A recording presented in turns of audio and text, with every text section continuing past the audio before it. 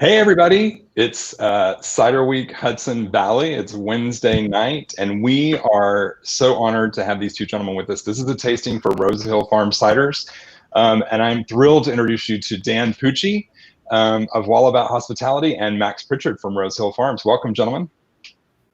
Thank you. How's everyone doing? We're good. We're good. We're having a phenomenal week so far. I'm thrilled to have this tasting. I love what you're doing at Rose Hill. So I'm going to back off the screen and let you guys go to it. But before I do, I just want to introduce Dan.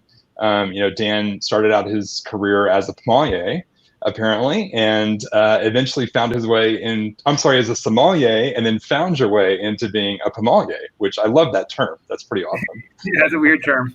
I like it. I think it's a perfect term. So current, sounds like, I was reading you helped start Tivoli and their wine selections, and then you moved sort of into the cider world.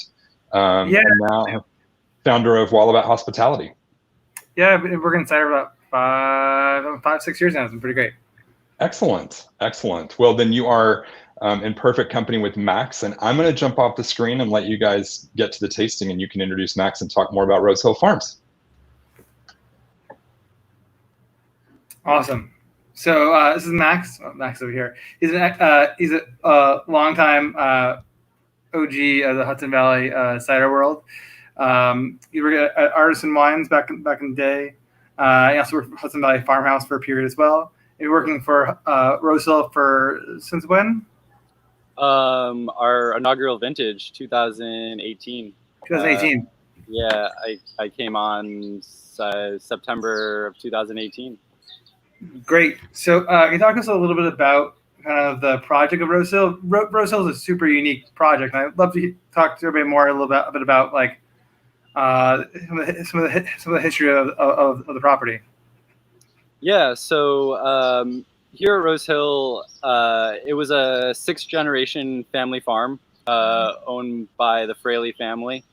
It had a long history here. The original Fraleys are German settlers to the Hudson Valley.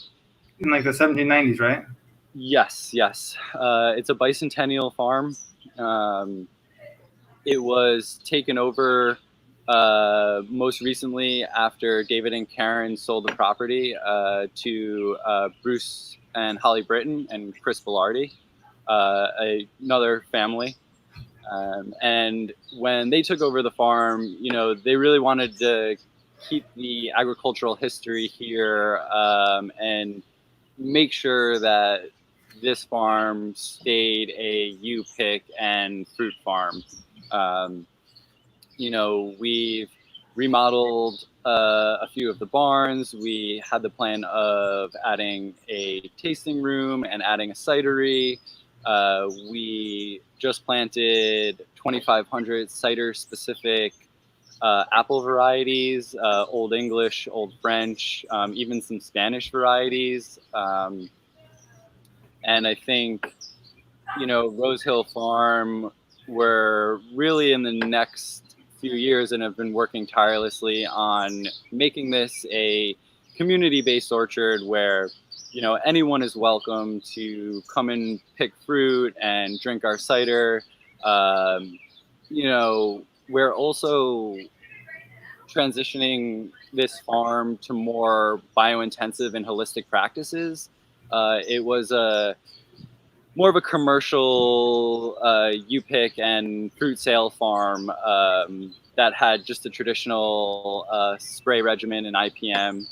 So since the owners took it over, we've been really thinking more about how we're going to transition this farm in the next 5 to 10 years, and being more mindful of what we're spraying, how we're using it, going more towards the holistic biodynamic approach, and then also doing a lot of plantings of true cider fruit. And we also in 2018, actually winter of 2019, chopped off a bunch of old Paula red trees that we didn't really have a purpose for anymore. And we brought in Matt Kaminsky of Gnarly Pippins from Massachusetts, and he top worked some wild varieties for us, some red fields. So we have about 120 top work trees that we've been experimenting with to see how those do. So yeah, we have a lot of big plans here. It's really exciting. You know, want to keep this farm as a family farm and just really focus more on U-pick and cider. Cool. Yeah, I think there are very. Oh, my phone was weird. There are very few other century bicentennial fruit farms in the Hudson Valley, and that kind of long heritage is really unique and special within the Hudson Valley. And I think the conversion to U-pick from U-pick to what it is now, and kind of redefining the world of U-pick and how that's really functioning is really pretty fascinating what you guys are doing there. I know you guys had a really crazy weekend this weekend. Was it the first weekend of cherry season? Yeah, it was. We actually had a phenomenal weekend here at Rose Hill Farm. You know, we opened on Saturday for U-pick cherries. Really great cherry harvest this year. The crop's looking awesome. We were more than pleased with the turnout. I think people were really excited to just get out of the house and enjoy the open space and fresh air. You know, we really worked hard to set up a system here with COVID and making sure our employees are safe, making sure everyone visiting the farm is safe. We set up contactless payments. So really just, it's a great place to come now and just enjoy the agriculture of the Hudson Valley and have a family day. Cool. So maybe it's time to hop into that first bottle of cider you have there in front of you. Sure.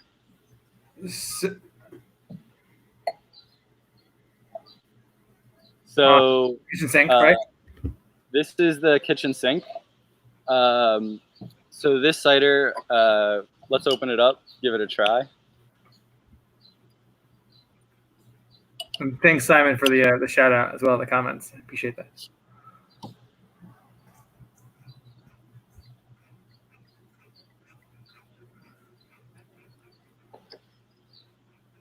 So this is a pretty cool. This is a pretty cool cider. It's a very sessionable cider. It still has a nice bittersweet character to it as well, but still has a nice like fresh fruit character at the same time. Yeah. So we designed this cider to be, you know, so the session cider. We wanted it to be a, you know, not too high on the ABV.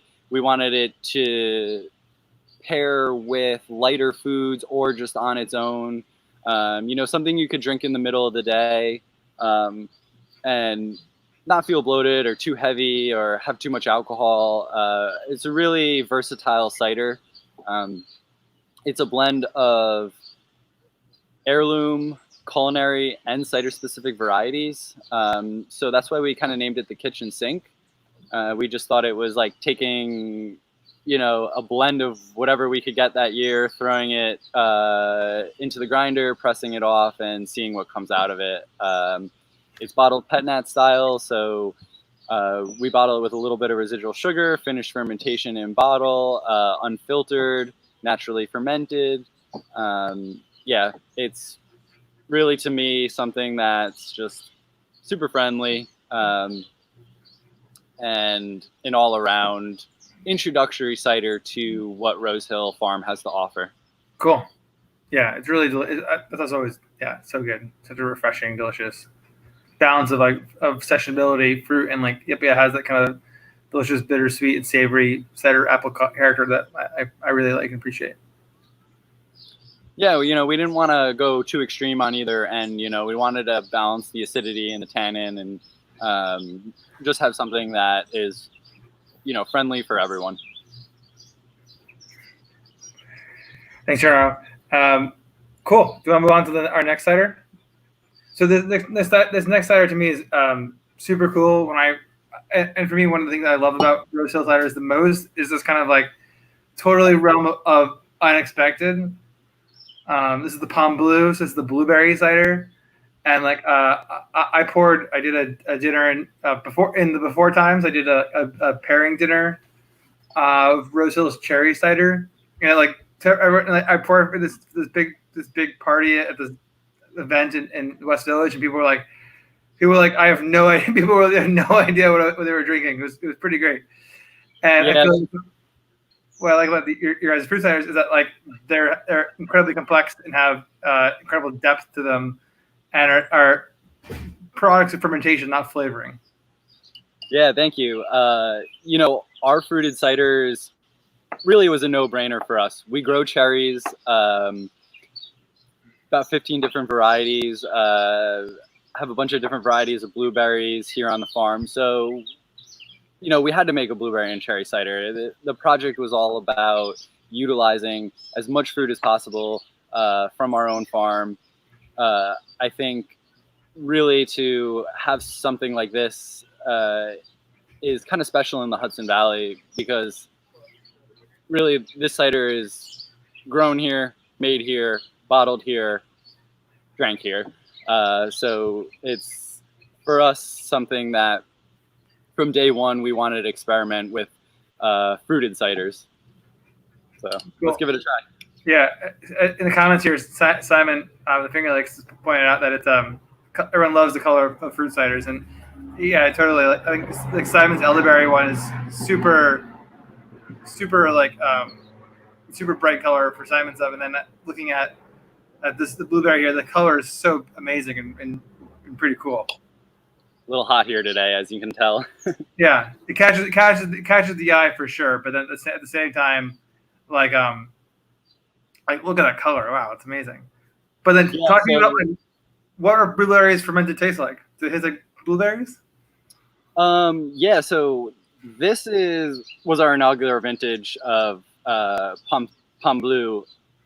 We added blueberries in over about 3 editions. So when we first pressed the juice, we add blueberries into primary. We let primary kind of go along. We rack. We add another edition of blueberries into barrel. And then when we rack out a barrel, we add a 3rd edition of blueberries into stainless steel and kind of let it mellow all together. This cider specifically is about 7% blueberries by volume. We added probably about 300 to 350 pounds of blueberries that were handpicked by Matt and I. And the most interesting thing to me about fermenting blueberries is when we throw them in, they're frozen. Obviously, because we pick blueberries earlier on in the season, we freeze them, and then when we get apples and have access to the juice, then we add the blueberries at that time. So the first edition, they really kind of just carbonically ferment from the inside out, and they start to kind of swell. I really think the blueberry cider took on a life of its own. I'm really interested in terroir, especially in the Hudson Valley. To me, this cider really showcases the terroir of our farm. I was almost expecting to get that blueberry pie kind of sweet flavor profile. I was absolutely shocked when I first drank this finished cider after about a month or 2 of conditioning in bottle, and found it to be kind of mineral driven and herby, and it kind of took on this very acidic, light blueberry flavor. Even with the richer color, I think it's really conducive to the blueberries that we are growing here on Rose Hill Farm. Yeah, and by the color again, like I think that comes from the whole fruit fermentation, the carbonic maceration. Because a lot of times, other blueberry cider will be more red tinted, and that's definitely not red tinted. Yeah, and we're in the process of still fermenting our 2019 Pom Blue, and this year I actually did a thing where I pulled off samples from each edition to see what the first edition would do what the second edition would do, and then what the third edition would do. And I think the color just really starts to pump up after the third edition.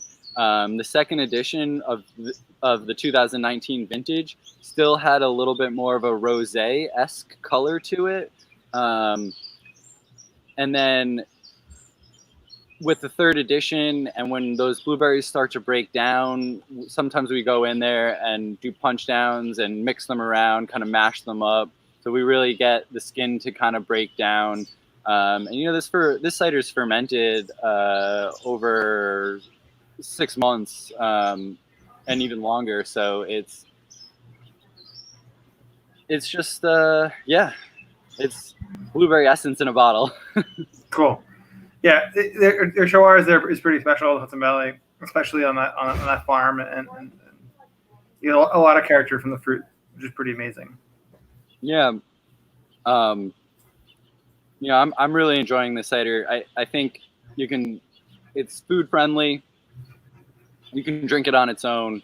It's really versatile as well. You know, I would even stand this up next to a roasted chicken with some grilled vegetables, something like that. It's dry. There is 0.15 grams of residual sugar per liter in this cider. So that's next to bone dry. Yes, functionally zero. Yeah, functionally zero.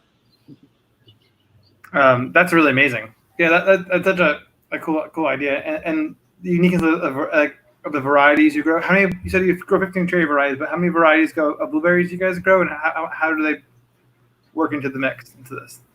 Yeah, off the top of my head, I think there's about 6. Don't quote me, about 6 or 7 different varieties. Cool.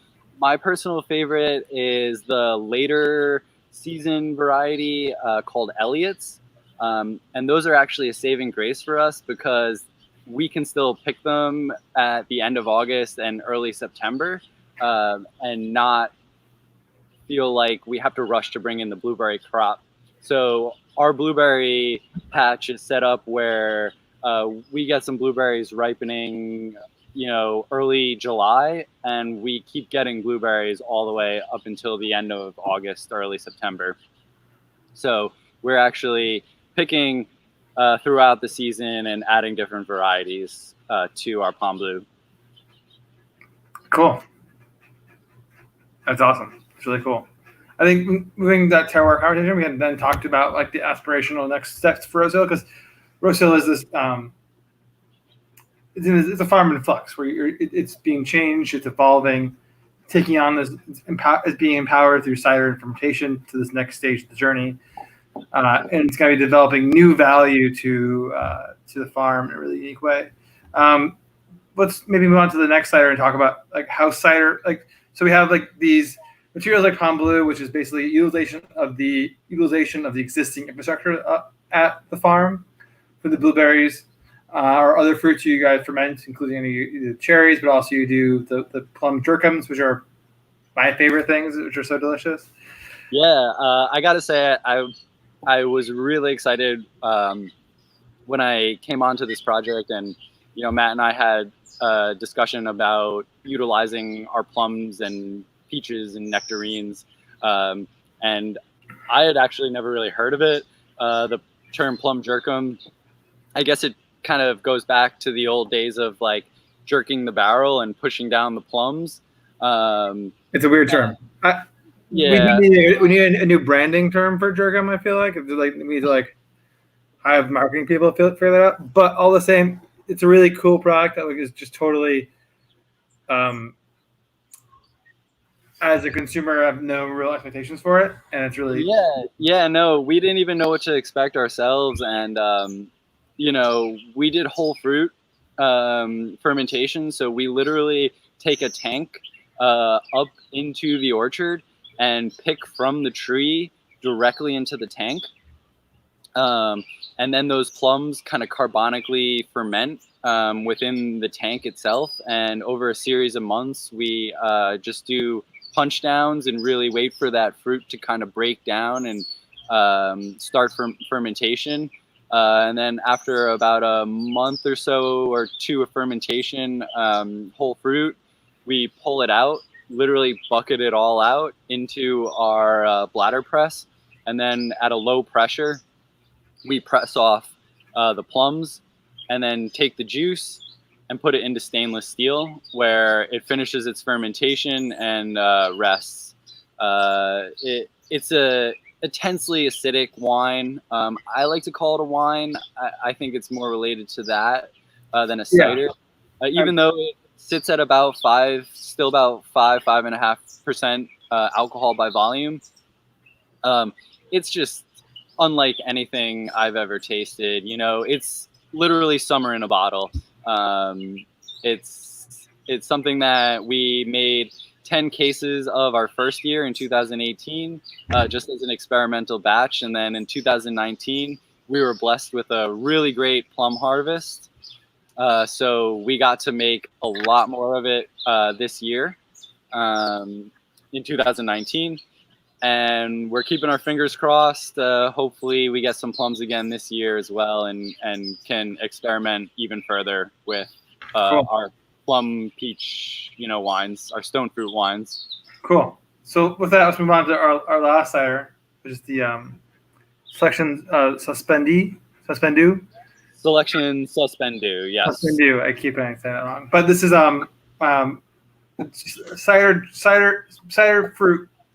cider fruit lovers cider.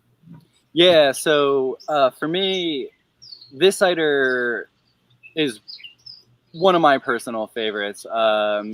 Just drinking a lot of cider, I fell in love with the more complex, more tannic styles of cider. And we decided to do one cider that was going to be like our higher end cider. It was going to be mostly cider fruit, bitter sweets, bitter sharps. We did add a touch of quince to this cider. Matt loves to play around with quince. It's a fruit that I never got to work with before Rose Hill Farm either. So I think it adds some kind of aromatics. Quince is extremely floral when you smell it whole. And then when it breaks down, it's a really interesting fruit to work with. But this cider specifically, we bottled Pet Nat as well with a little bit of residual sugar. And we think because of the natural fermentations and using all native yeasts, the fermentation technically stalled out at about 7.9 grams of residual sugar per liter. So there's just a touch of residual sugar. And it worked out to our benefit because I think that residual sugar really balances the tannin and the acidity that you get. So it just adds to the complexity. I think that cider is meant to be blended. There should be more and more apples in cider. The more apples you add, the more complexity, the more tannin you get. I think single variety ciders are really interesting, but when you're just adding 5 or 6 different types of cider fruit plus a little bit of quince, the residual sugar, you get this cider that is just overall awesome and just something that I personally don't think you find very often within the Hudson Valley.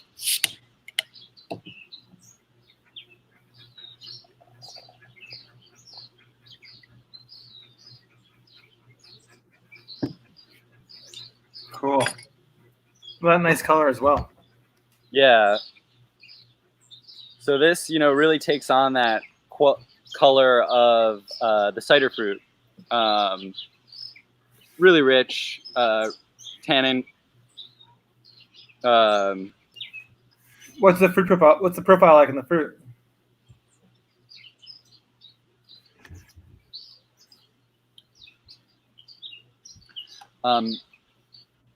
This cider is evolving over time. The fruit profile here, you're still getting this apple up front. It's more of like a ripe apple, kind of decomposing in a way.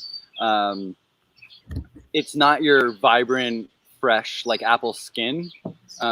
You get, this cider reminds me of a French cider. You know, I don't want to say that we're making cider like the French here in the Hudson Valley, but when I drink this cider, that's what I think of. You know, touch residual sugar, that dark amber color, a lot of tannin. Yeah.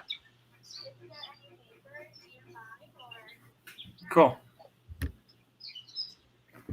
Yeah, that's a pretty cool. I think a pretty fair comparison to that kind of cider because it has that rich, that kind of weight, and like for me, one thing I love about cider is it's the defines the taste is that textural element to cider and the kind of mouth-filling creaminess and the weight that's on there. And I think that stuff has that. You know, the finish on this cider just kind of lingers. You know, this is a cider I really want a cheese plate with. You know, a triple cream or a blue with some nuts and some honey, maybe some dried fruit. You know, I would put this up to a roasted chicken with some grilled vegetables. You know, you want something a little more fat-based, charcuterie, things like that. Yeah. This is really a cider you want to drink with food. Yeah, for sure. It's got some, like, it can really stand up to it and can really hold its own at the same time. Yeah. Cool. I want to point out as well that I really love in the comments here. Paige has an amazing, distinctly Dutchess hashtag, which I think is a really great. It's a great thing. You should totally trademark that. It's a really great. It's a really awesome thing. Are there any questions in the comments at all? On a question for Max on how some of these ciders are made? Kind of more about Rose Hill. What are your guys' hours? When are you guys open for business these days? Yeah, so right now we're in the middle of cherry picking. You can come up for the rest of the week. We'll be here Thursday through Sunday. We're closed Monday. Once cherry picking season is over, we're going to go back to weekend hours, most likely Friday to Sunday. But when we can get our tasting room going, and when we transition into peach season and apple season, we'll be open Thursday through Sunday, most likely, from 8 a.m. to 5 p.m. Cool. And your ciders are all available online as well through Vino Shipper, so you can order online and get them delivered. Yeah, just go right over to rosehillferments.com. We have a bottle shop. All our selections are right there in the bottle shop. You just log into Vino Shipper, and then you have 750s and 375s, right, or 500s? Yeah. So we did some of our ciders in two different bottlings, 750s and 375 milliliters. I think the idea was to have something in the 375 milliliter format where people could come to the farm and split a small bottle of cider with their family and be able to drive home, not feel like they are being obligated to drink a full bottle. You know, the 375 milliliter bottles, I think really serve a good purpose for that, and also restaurants, where I personally really like going into a bar and seeing a good cider in a 375 milliliter format, because I can drink that whole bottle with dinner and still be able to drive home safely. If I am forced into buying a 750, I'm not going to be able to drink that. Yeah, I've done that before. Not a good idea. Yeah, we all have. But so I think that was kind of our thinking on doing the two different sizes. Yeah, it's definitely a really unique property. And you guys have, like I said, and you said earlier, like the newly remodeled barns are totally beautiful and like pretty stunning. And the whole property is pretty stunning property. Yeah, we we're really excited to open up our tasting room. When is there a timeline for that? Hopefully soon. That's probably going to be in the stage 3 of the reopening for COVID-19. We also haven't been able to get inspectors out here. So it's a little bit with working with the town and getting out. Many things. Yeah. So we're hoping, fingers crossed, for a fall opening. possibly sooner. Great. But in the meantime, we have cider for sale right out of our farm stand. On the weekends, we're gonna pop up a tent and do draft cider for on-premise, and just kind of have fun here on the weekends. So Saturdays and Sundays, you can always stop by and check us out. You know, when you go up to the top of our orchard, there's this amazing view of the Catskill Mountain Range. It's one of my favorite spots towards the end of the day as the sun is setting, and you can see the sunset behind the Catskill Mountains. It's really a magical place. Yeah. And, you know, I love being here every day, and just having the ability to just make good cider and have this autonomy of just experimentation with different types of fruits. It's really, really awesome for me and for everyone that works here. Cool. Yeah, and I find that there's so much interesting.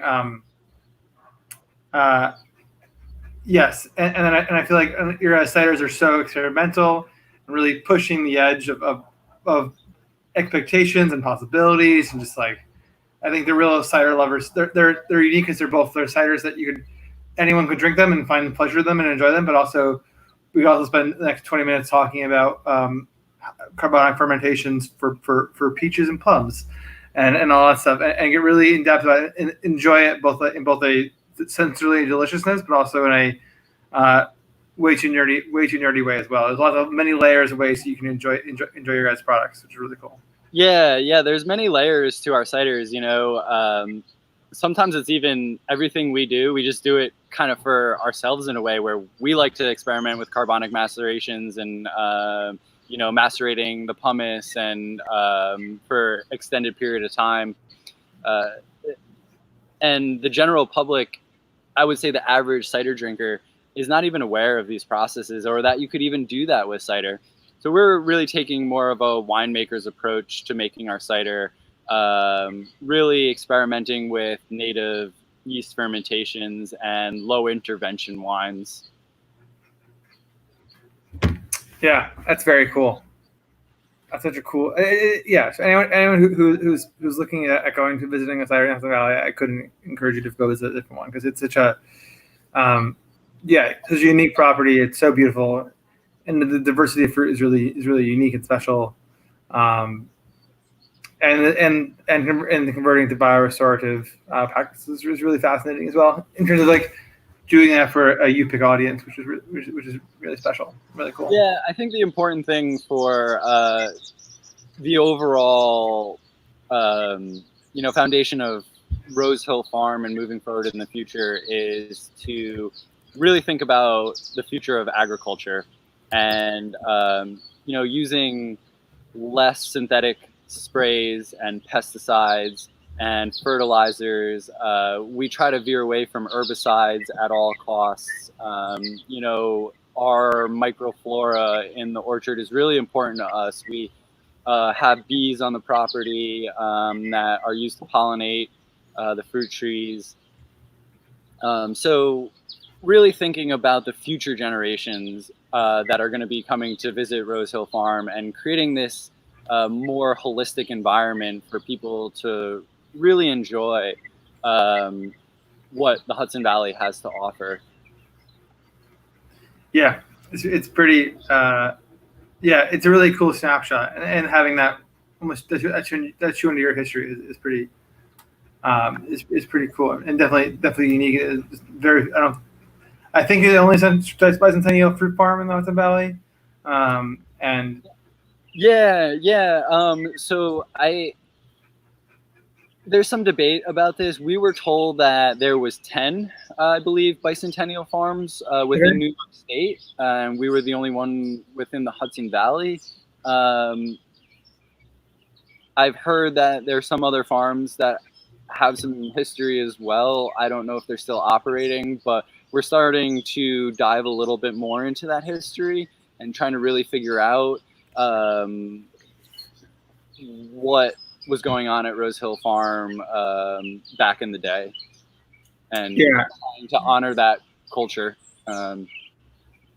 Yeah, it's interesting that those early German settlers in the Hudson Valley brought so much interesting diversity of fruits and vegetables, and really formed the backbone in the Upper Hudson Valley of those fruit growing, and discovered so many of our favorite varieties like Spitzenberg and Jonathan, things like that, were all kind of come out of those German fruit growing, those early German fruit growers, which are pretty interesting. Yeah, and we've planted, a bit of Asopa Spitzenberg and things like that here, and just trying to really experiment and see what apples thrive here, ones that might struggle along a little bit.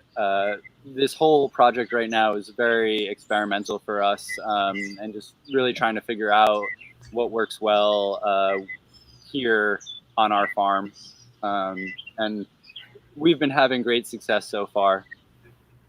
Yeah, and involving cider into that story is really important in terms of building more community, building more access, and creating a product that's sustainable and viable for the long term. Yeah. Cool. I think we're about time to wrap it up, though. How are you guys doing? Any more questions? Anything else we have going through? It's coming through in the comments. Anything else? We can talk about plums, cherries, apricots, Paula reds, grafting, red fields. We're